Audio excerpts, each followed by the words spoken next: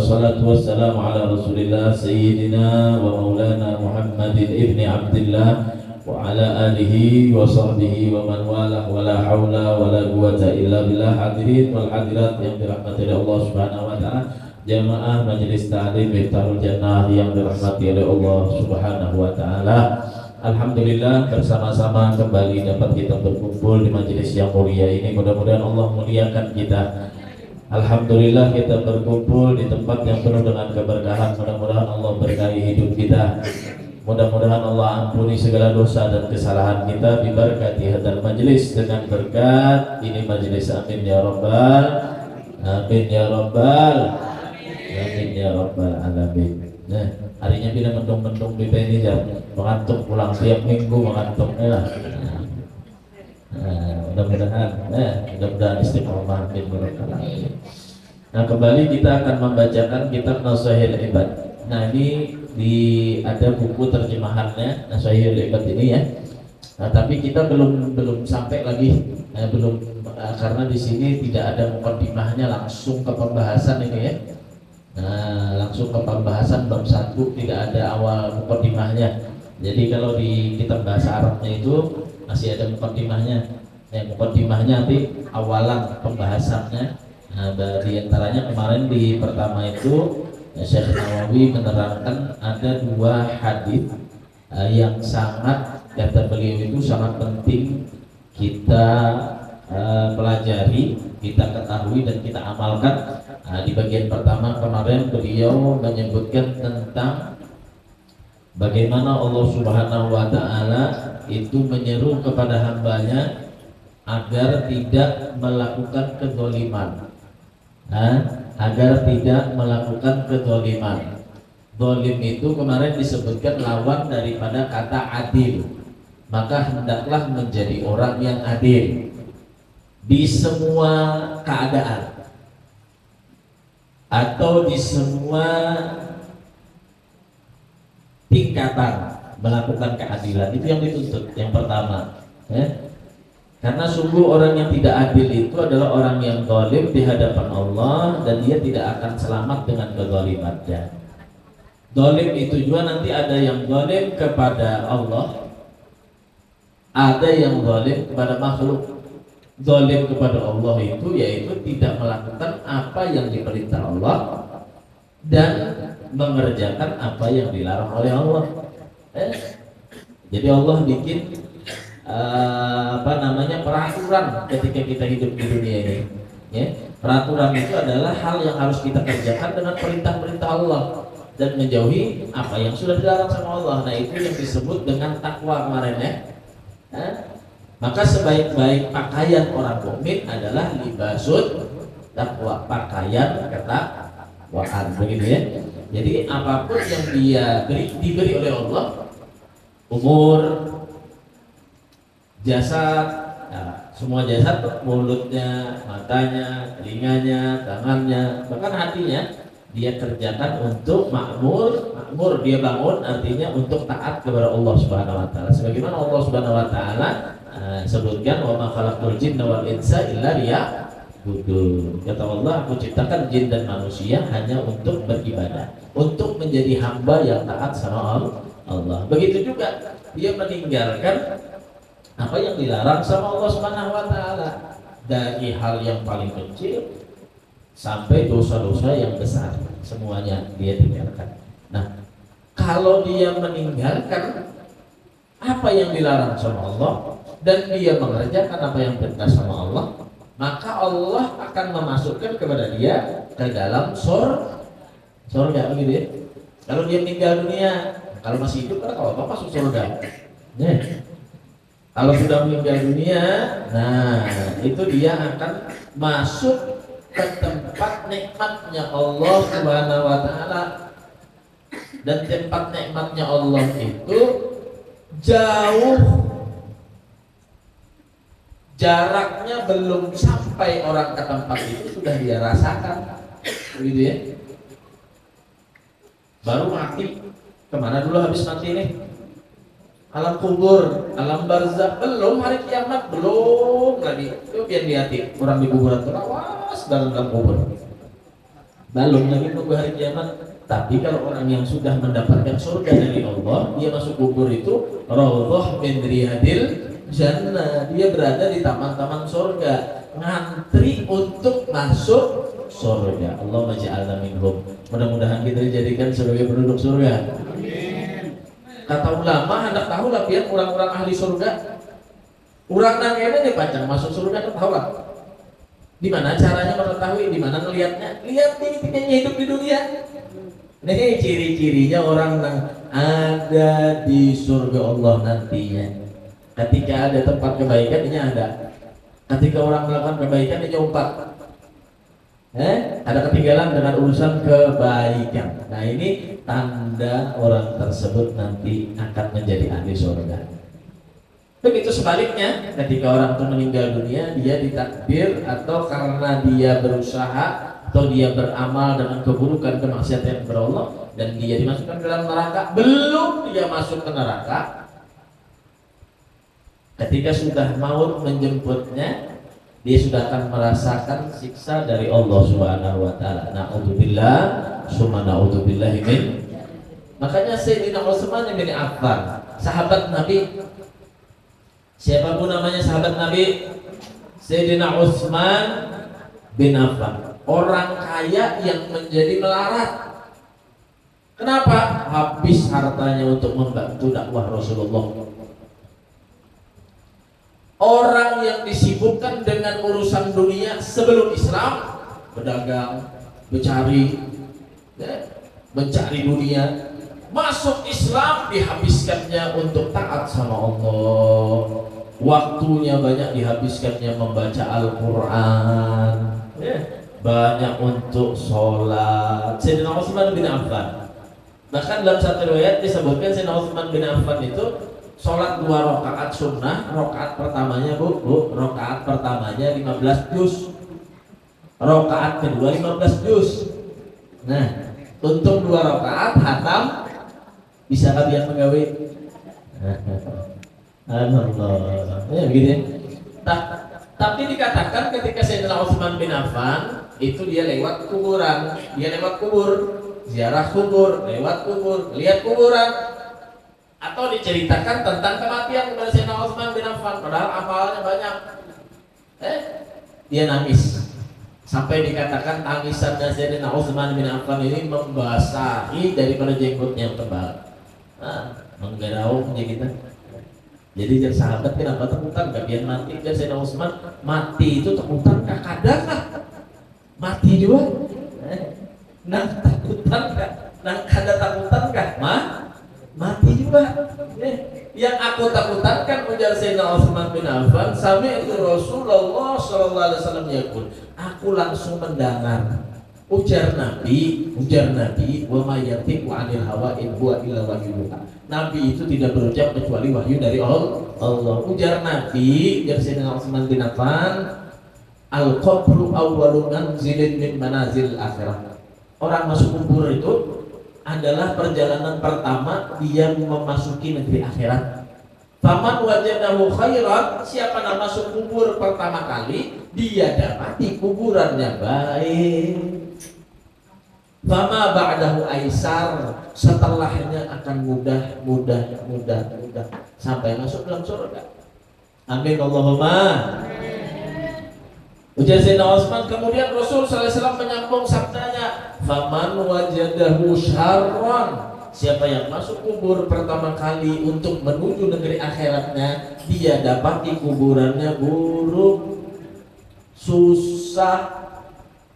Fama ba'dahu asyad, setelahnya akan lebih susah, setelahnya akan lebih pedih hukuman yang dia akan dapatkan di hadapan Allah Subhanahu wa ta'ala.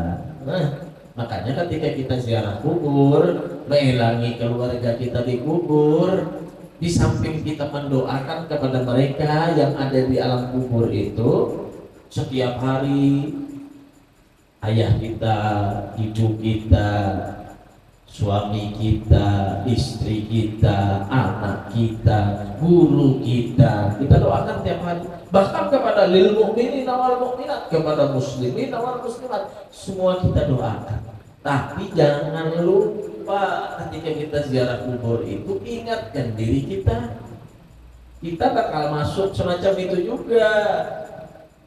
Sudah banyak nggak amal kita? Sudah taat nggak kita sama Allah? Sudah benar nggak niat kita ketika beribadah kepada Allah? Dan itu semua nanti akan dipertanggungjawabkan di hadapan Allah. Sama orang yang kita pinjami rumah.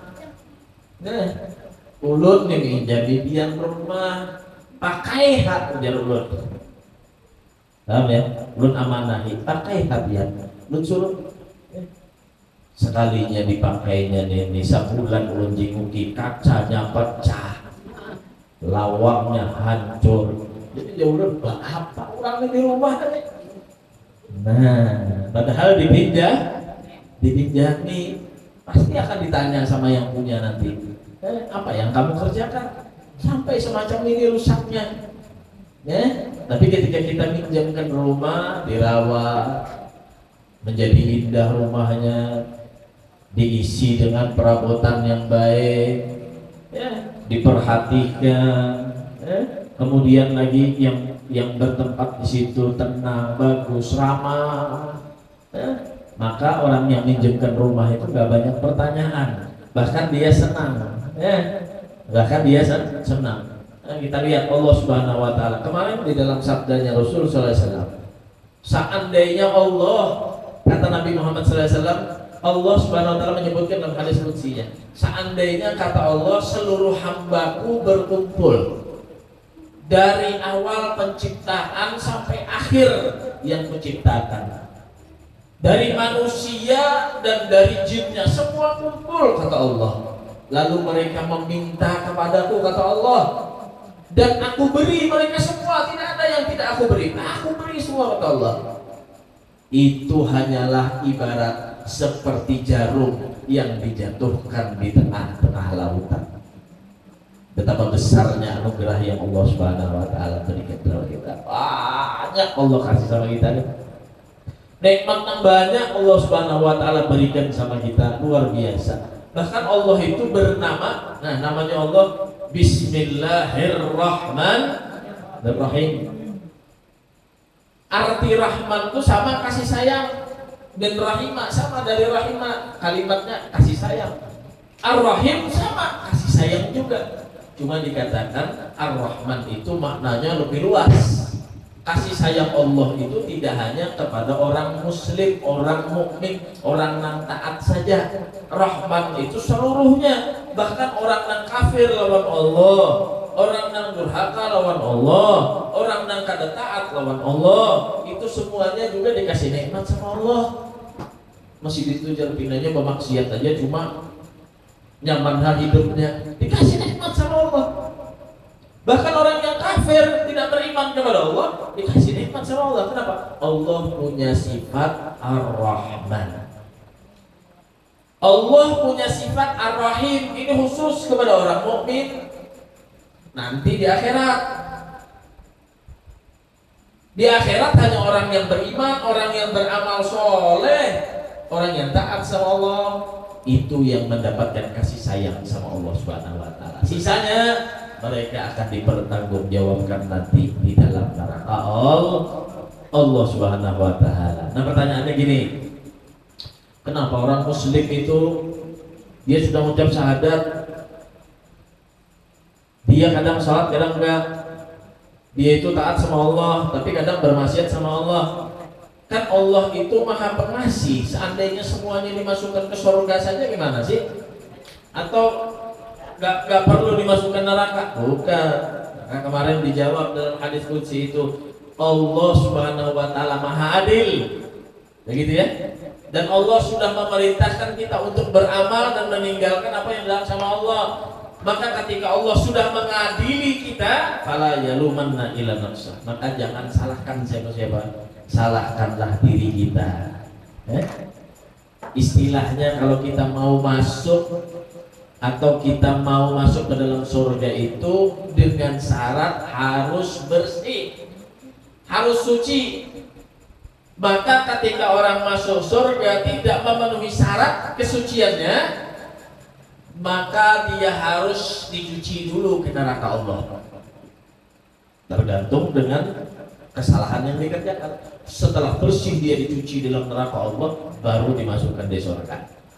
Sakit gitulah berarti ya, nyata sakit. Ya. Bahkan tidak ada apa-apanya api yang ada di dunia itu dengan api yang ada di neraka nantinya.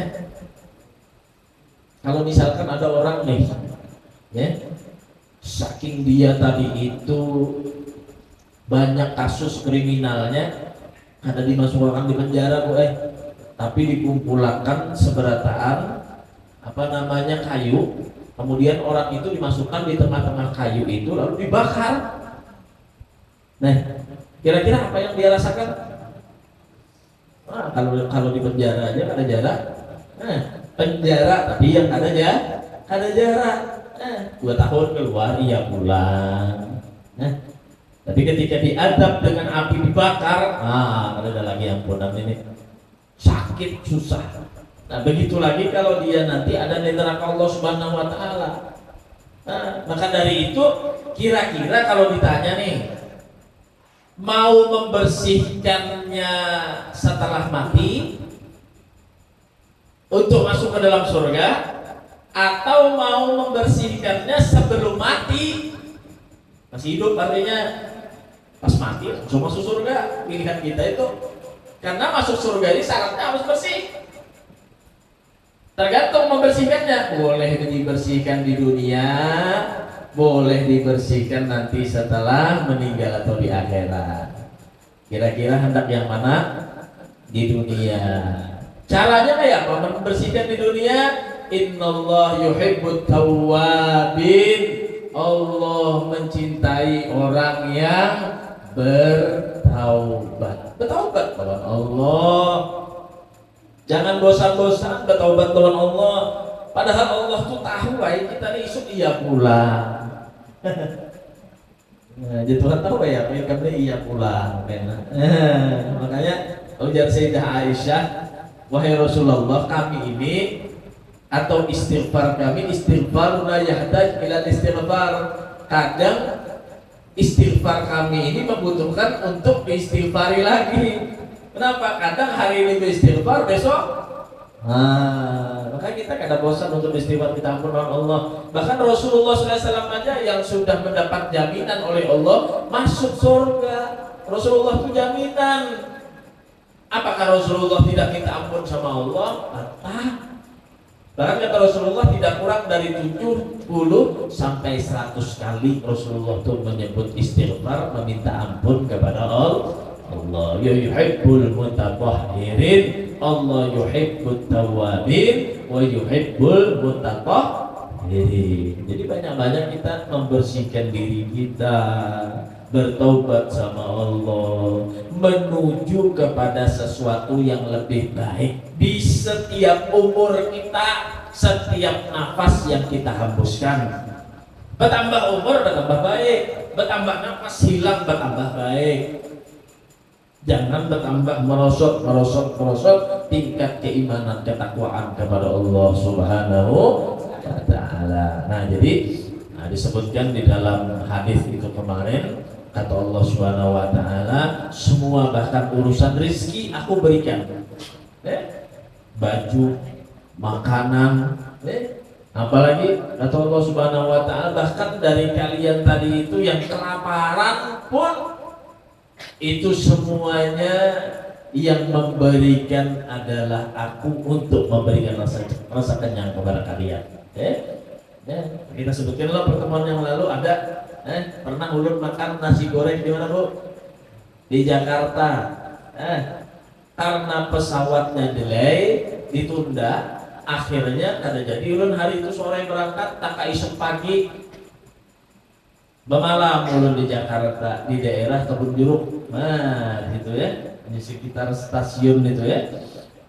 Jam 2 malam ulun lapar, gue turun pada penginapan Anda Koper, lapar. Nyari sekalinya duduk, ada orang berjualan nasi goreng. Nah, dia orang jualan nasi goreng itu jar ulun, alhamdulillah masih buka, biarlah jam 2 inggih jadinya, masih buka jam 2. Dan alhamdulillah juga mulai sore ulun buka nasi goreng ini nah. Sampai malam ini alhamdulillah nama nungkari biar aja. Aja bayangan. Jaka istilah ulun nih kada tunda pesawat kada terasa ini nasi goreng sini. Padahal banyak kayak orang yang lewat-lewat di situ cuma lain rezekinya. Nang tunda itu tadi nang dapat rezekinya sampai. Maka jangan khawatir kita dengan rezeki yang Allah Subhanahu wa taala jaminkan kepada kita itu. Subhanallah. Jadi kita belajar benar-benar ketika kita nih hidup nih kita belajar. Jangan kita menyibukkan diri tentang duniawi. Sudah secukupnya duniawi apa yang kita dapat nikmati, syukuri apa yang dikasih sama Allah Subhanahu wa taala. Jangan sampai mengalahkan ibadah. Jangan sampai mengalahkan taat.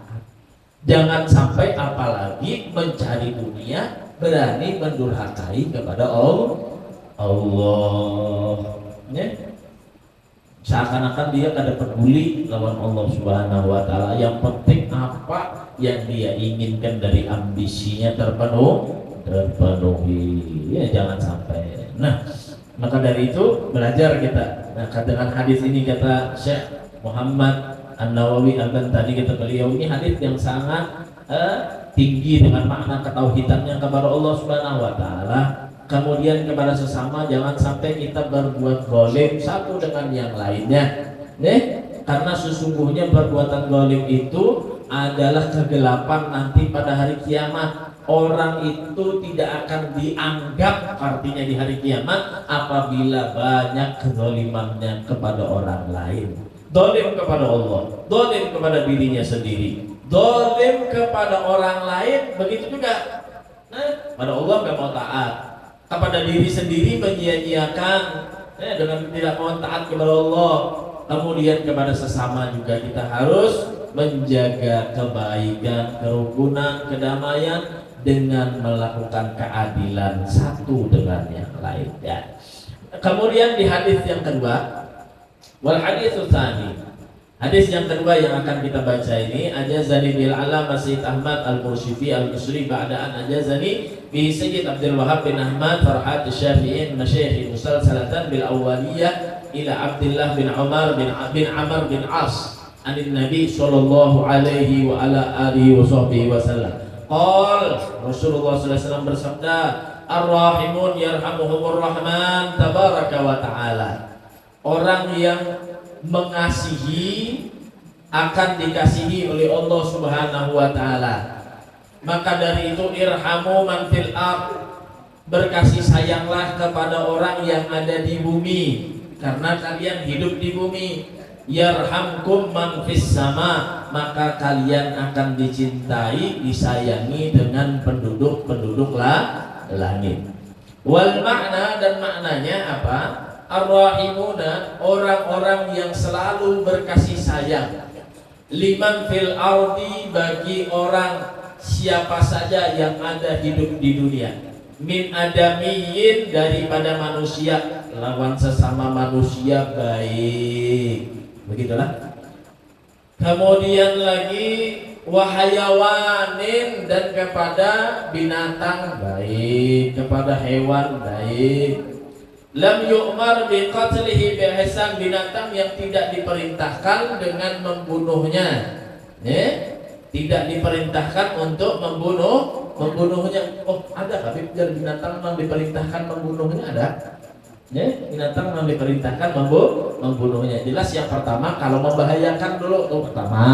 Apa aja binatangnya kalau membahayakan lawan kita boleh dibunuh. Nah, ada buaya di Peja. Cuma jauh buayanya, boleh dibunuh, boleh dibunuh, pun parak sudah. Parak sudah. Artinya hendak mencelakakan lawan kita adalah. Nah, maka boleh dibunuh pertama. Yang kedua memang ada al-maktub. Bahkan dikatakan sebagian ulama mengatakan sunnah hukumnya dibunuh. Binatang itu apa? Cecak. Cecak itu sunnah hukumnya dibunuh. Asal dibunuh langsung. Jangan dimain-mainakan, tunggal ditataki awaknya, jangan. Kada boleh. Lawan membunuhnya kada boleh binatang adalah kada boleh membunuhnya dengan api, apapun itu binatangnya. Karena yang boleh menghukum dengan api itu hanya Allah Subhanahu ta'ala haram. Ada samut banyak ini jadi lupa kalau bakar semalam ya kada boleh. Nah, paham ya? Jadi kada boleh menyiksa binatang itu dengan api. Nyiksa itu kada boleh, apalagi dengan api. Tapi diantaranya kalau cicak itu boleh dibunuh. Nah, kalau lihat kisahnya kenapa cicak itu disunahkan untuk dibunuh. Nah, karena dahulu Nabi Ibrahim alaihissalam itu ketika dia hendak dibakar, dikumpulkan kayu bakar, Nabi Ibrahim sudah ditaruh di tengah-tengah, mau dibakar, disuruh api sudah. Maka cicak datang, meniupi api itu supaya beganal. Cicak musik supaya beganal, cicak tiup api itu. Nah, karena perantara, padahal tahu tiupan cacak pun bisa lah beganalkan api. Ada. Tapi karena niatnya tadi itu,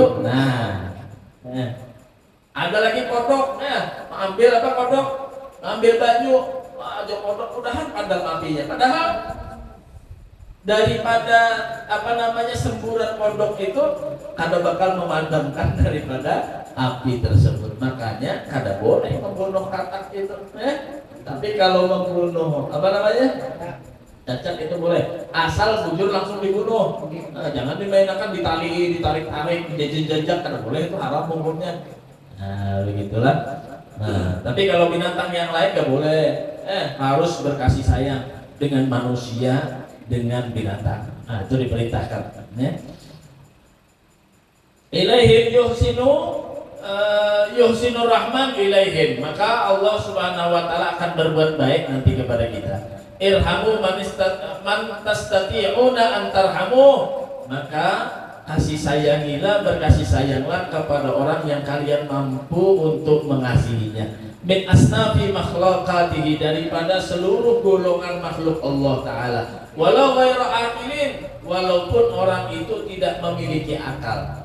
Manusia yang kada berakal atau hewan karena tidak punya akal, maka kita diperintahkan untuk mengasihinya. Bisyafaqati, dengan berlemah lembut kepadanya, alaihim.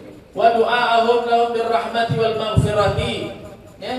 Dan ketika kita mendoakan orang mukmin atau saudara kita itu dengan rahmat dan ampunan dari Allah, yarhamukumul malaikah. Malaikat juga merahmati kepada kita. Wa min rahmati ammah li ahli sama alladzina hum aktsar min ahli al-ardi. Dan rahmatnya para malaikat itu atau penduduk langit itu lebih umum dan lebih banyak lagi daripada penduduk bumi. Kalau mau dihitung penduduk langit, penduduk bumi banyak mana? Banyak penduduk langit. Nah, maka malaikat pulang mendoakan, mengabulkan, merahmati kepada orang yang berkasih sayang kepada sesamanya yang ada di bumi ini tadi. Nah, subhanallah. Lawan sesama baik, lawan hayawan baik, lawan binatang tuh. Nah, dulu bisi kiai dulu pondok pesantren dulu ada namanya Kiai Haji Basyirun bin Ali. Beliau ini dulu mondok di Mekah, di Sholatiyah dulu pulang ke Banjarmasin bikin pondok di Kelayan, itu namanya pondok pesantren dulu ya. Sidin itu orang Arab, bila tiap Jumat lawan hari Senin seminggu 2 kali itu anak yatim dikumpulkan sidin beratan, dimakani sidin beratan, dimakani sidin. Untung dimakani sidin, diberi sidin duit beratan tuh. Jadi pengumuman kira di pondok tuh, anak yatim kumpul makan sidin, bari sidin duit 2 minggu, seminggu 2 kali itu, bari sidin. Ibah itu malam-malam pulang Ibah Isya bu bilanya Ibah Isya, habis main Isya tuh duduk sini biasa kalau turun itu pakai sorban, bayi mama bogamis putih lengkap pakaian sidin. Santri itu belum turun ke musola, belum turun sidin sebelum subuh sudah duduk di musola. Nah, ini kepala pondok pesantren ini. Orang benar-benar mengamalkan dengan ilmu. Habis Isya duduk di muka rumah sidin itu dulu halus, rumah sidin di pesantren duduk sidin baunjur. Sidin orang Margasari, orang Margasari Marantau lah. Nah, duduk sidin. Salawar katuk, salawar katuk tuh 3/4 kayak kita di bowling tuh tuh. Salawar putih, baju putih sidin, baju kaos putih kesinglet. Duduk di muka rumah sidin tuh. Bonjol sidin. Apa gawian sidin ini? Bisa duduk tuh mengikuti tasbih kada jua. amalan kada juga. Allah, tiap malam tuh. Takut nih dia bapak bila malam duduk Mbak Isa tuh duduk biar tuh nah masalah baju singkat duduk apa biar bernyamuk jadi disiden aku dasar lebih baik disiden memakani nyamuk. Mulai pagi disiden memakani orang, malam pulang aku memakani nyamuk bersedekah lawannya. Itu salah di kebukaan nah. Karena ditapak sini, padahal sudah kanyang-kanyang diburu sini, lewat tangan itu namanya. Saking rahmatnya, walaupun lawan. Coba kita nih tuh ya lah. Sudah obat nyamuk masih lagi nih ya. Ada tuntung pulang mah ikut lawan raket-raketnya pulang apa kan? Allah. Rahmat walaupun dengan binatang. Ada kucing nggak? Nah, makan sambil dibalikin kucing itu. Ini ada disipak, jauh aja. Alhamdulillah.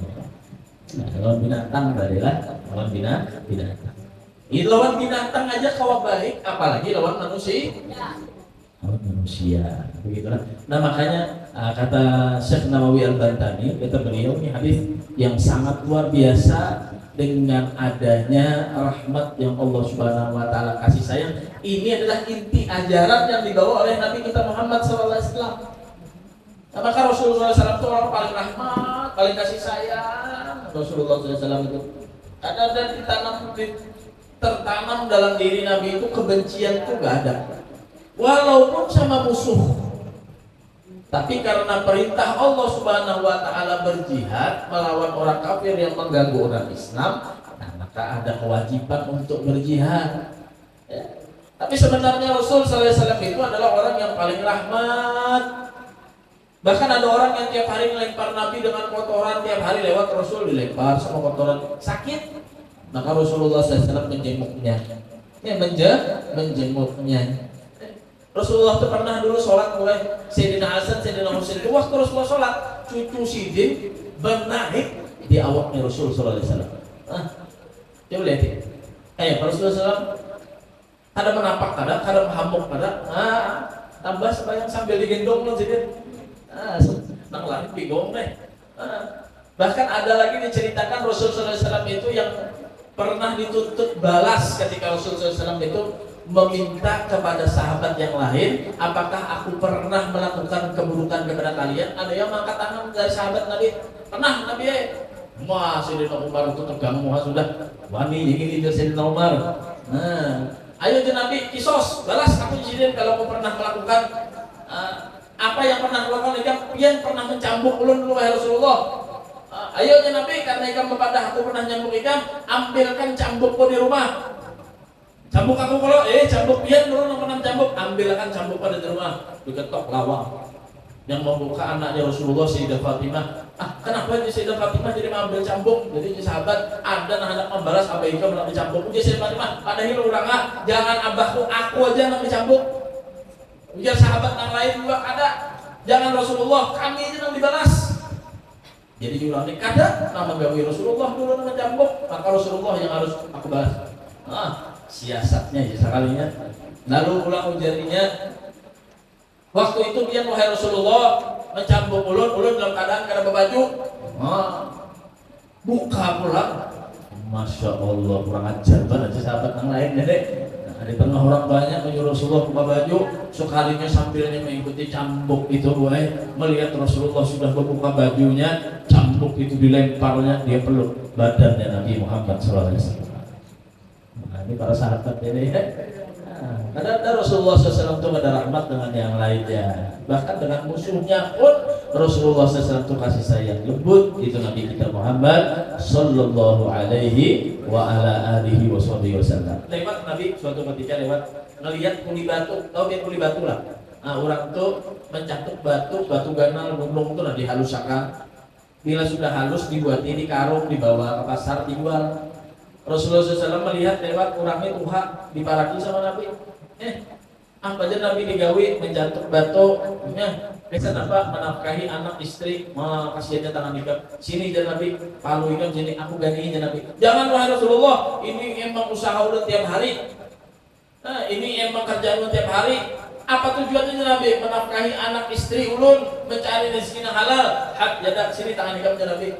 Digandeng sama Rasulullah, tangan orang itu dicium sama Nabi kita Muhammad SAW. Nah, Rasulullah ada pernah nyium tangan raja-raja, orang kaya dan yang lainnya, tapi tangan orang yang bekerja tadi ikhlas untuk mencari rezeki yang halal dimuliakan oleh Rasulullah Sallallahu Alaihi Wasallam. Nabi itu bila berselamat boleh loncat anak kan?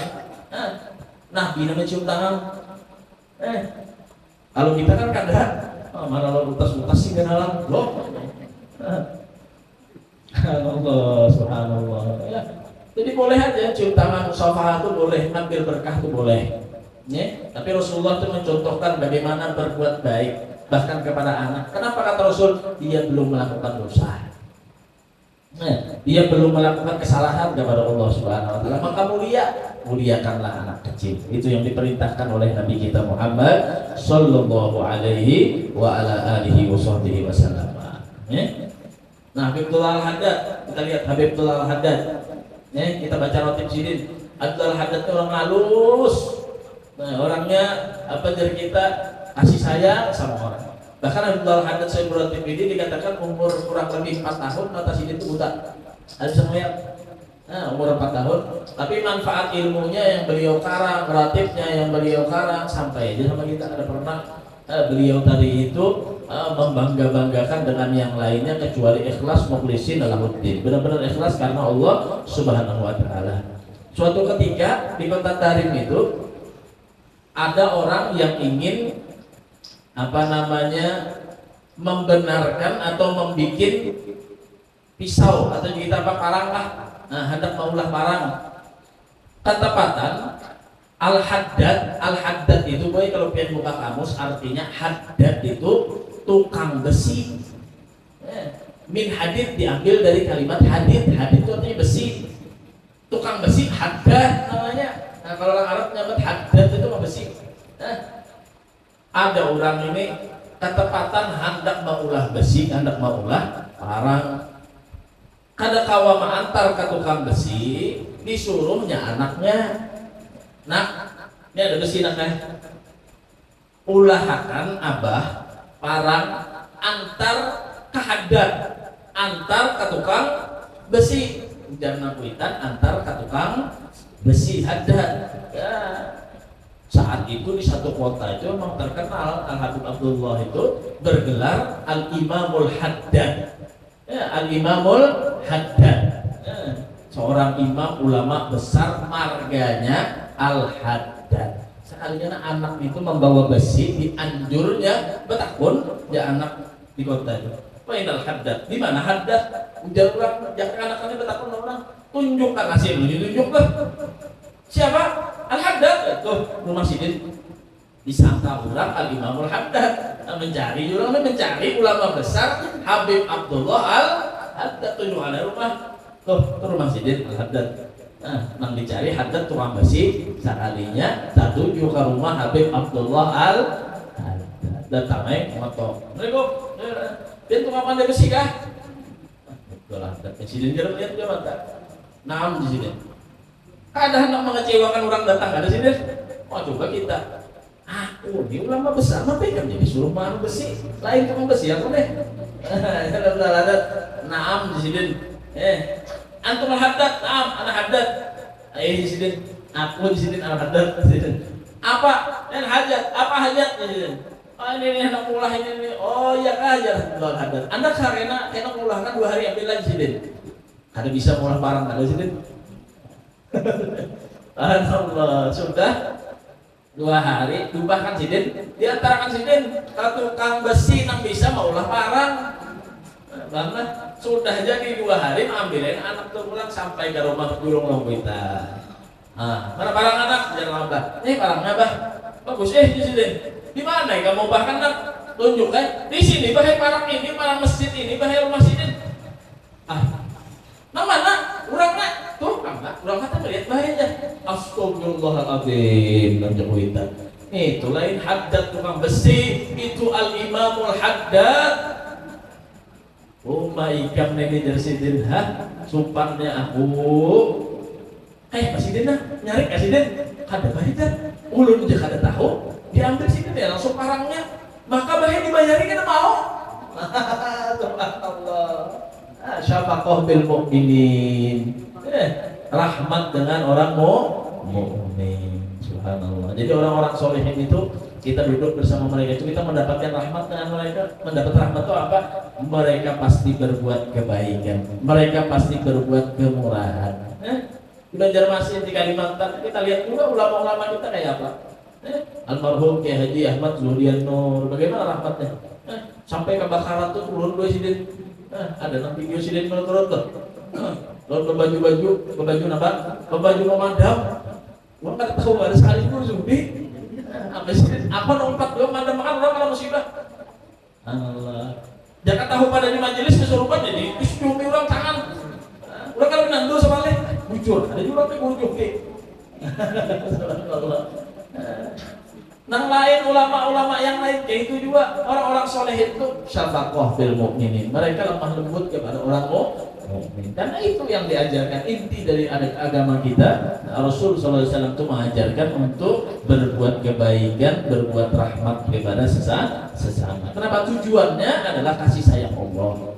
Tujuannya adalah kasih sayang penduduk langit. Wala yajuzu shay'an ayyadul li jami'il muslimin bi ghafri jami'i dzunubihim aw yaqulu faqirin nahwi mi'ati dinarin wa laysa lahu jihad yatasahhalu min hadzalika wa yaqulu hadha min ar-rahmah bil khalqi li'annahu mukhalifun li nusus syara'.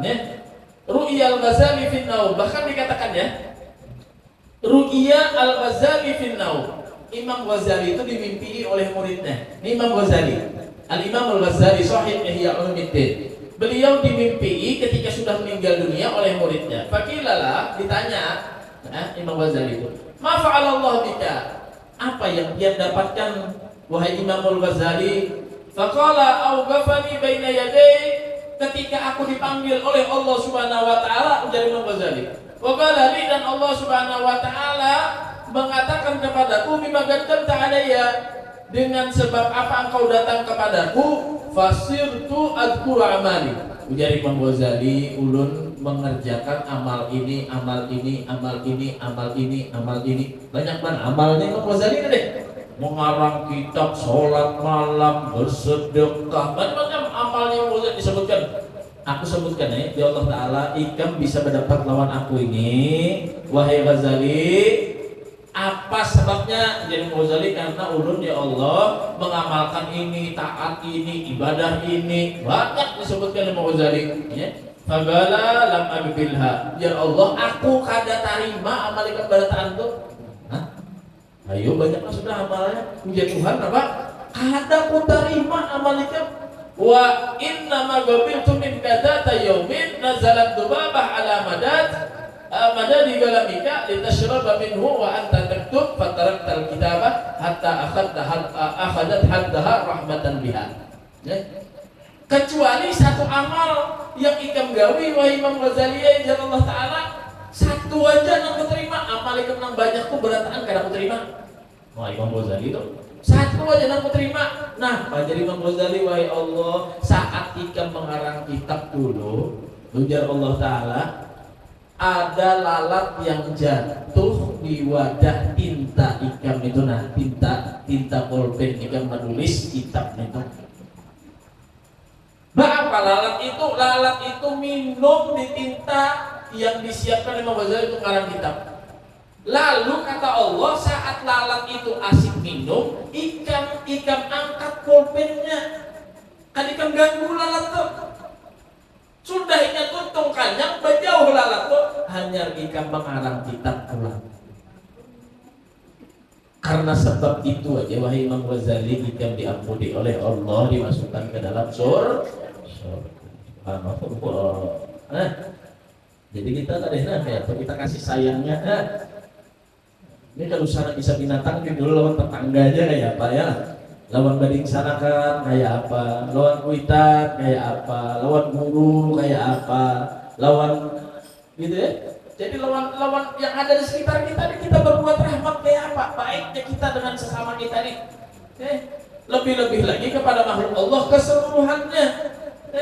Jangan sampai menjadi orang muslim, orang mukmin yang hobi berkelahi sesama muslim.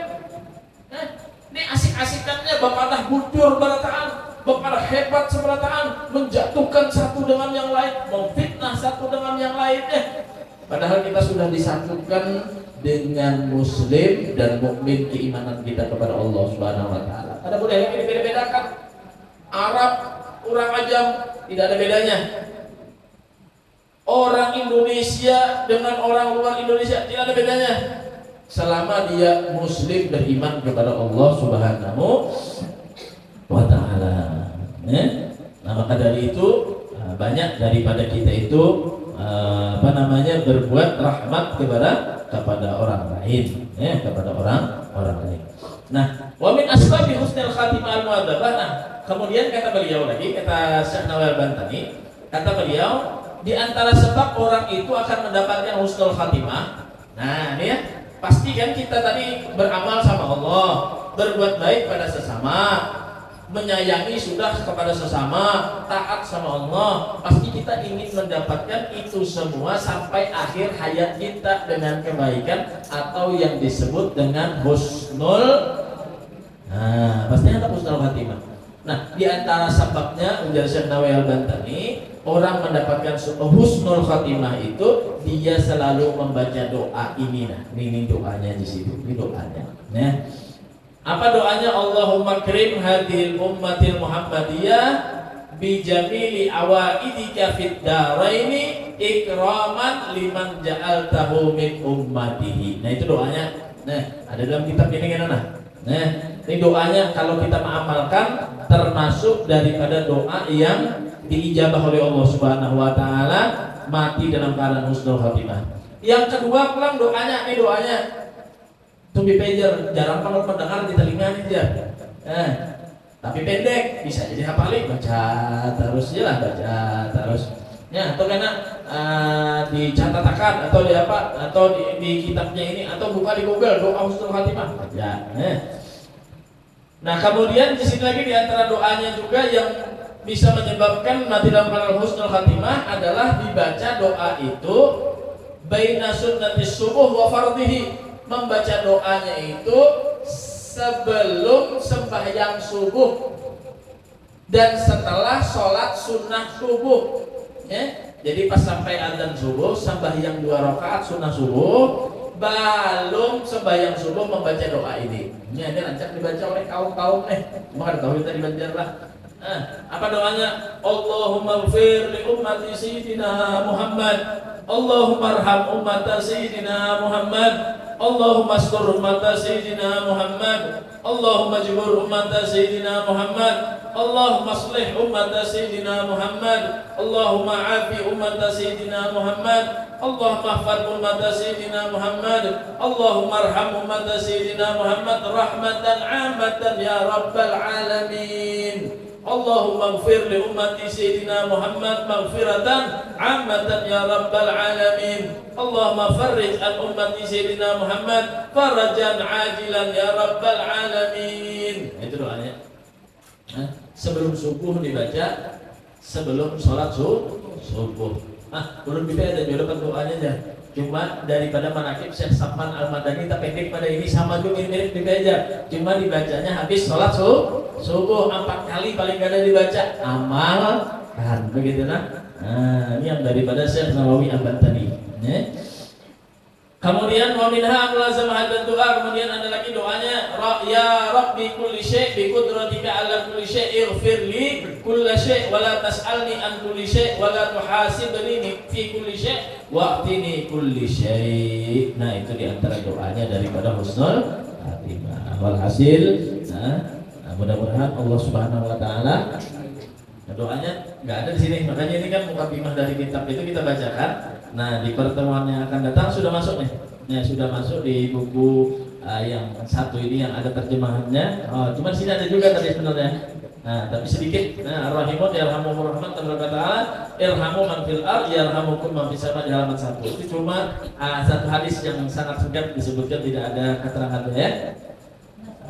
Nah, ini ada juga keterangannya. bahasa Indonesia. Pada suatu malam Imam Ghazali bermimpi ada seseorang yang bertanya kepadanya. Itu cerita yang Imam Ghazali tadi yang ada apa namanya lalat jatuh di tempat tinta daripada Imam Ghazali tadi ya.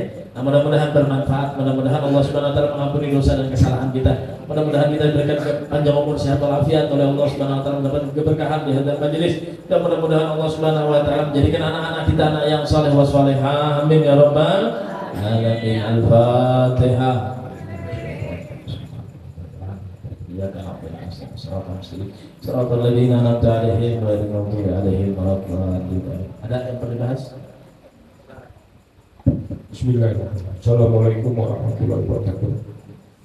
Menyimak apa yang disampaikan oleh Habib tadi ini saya kira cukup menarik. Tapi saya ingin mencoba membuat satu ilustrasi atau contoh bahwa Fir'aun itu berkuasa kurang lebih 450 tahun. Jadi Nabi Musa alaihissalam Rasulullah itu kurang lebih 1500 tahun. Nah sekarang Fir'aun itu sudah meninggal.